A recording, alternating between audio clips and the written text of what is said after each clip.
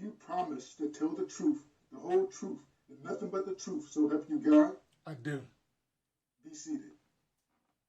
Now, Mr. Holloway, how long have you been on the force? This June will make 15 years. What made you want to join the force in the first place?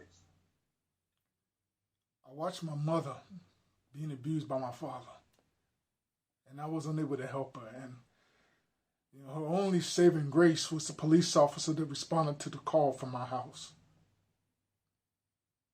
How did that shape your perception of police officers? Objection. The court isn't here to hear his life story. This leads into the mindset of my client. Overruled. You may answer the question. I felt that police officers were the heroes I didn't know existed. Now let's get to what we came for. Did you intend on shooting Mr. Matthews? No, I did not. Did you stop Mr. Matthews to harass him?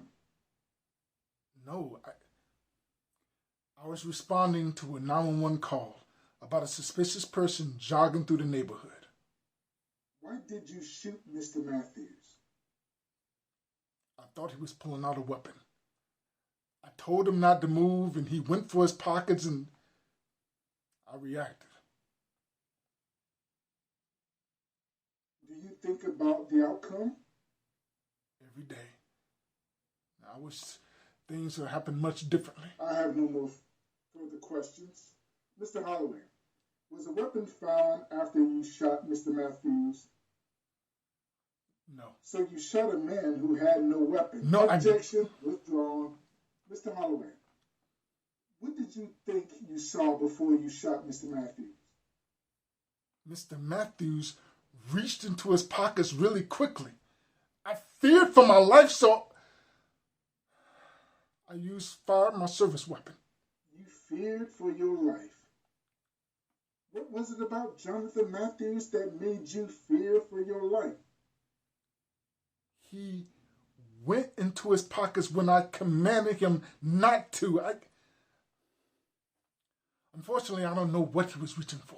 So without properly assessing the situation, you shot first, then feared later. No, that's not... Your Honor. Move on, Counselor. Why didn't you call for backup if you saw things were going wrong? There wasn't enough time. I had to act. Did I say something that amused you, Mr. Holloway?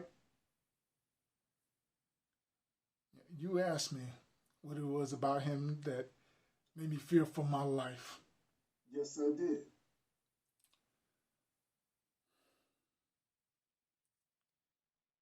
He would not simply obey my command to see his identification. Then he became combative. I had a split second to react. I lost my TO, my training officer, 3 years ago because he failed to act.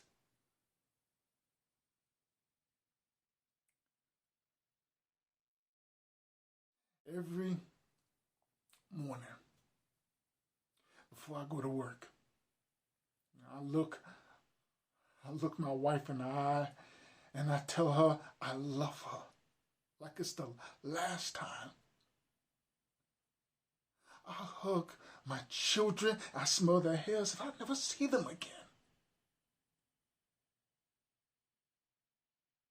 I do that because at any moment, someone who doesn't want to go to jail or pay a ticket is going to think less about my life and more about their freedom. What am I supposed to do? Just sit there and let him shoot me? I responded to what I thought was a threat. No. Don't you stand there and judge me. Don't judge me until you walk a mile in my shoes.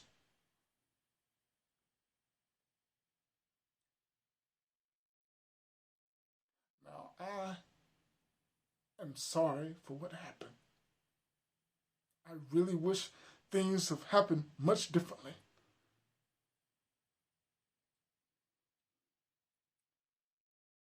Miss Matthews, I am so sorry.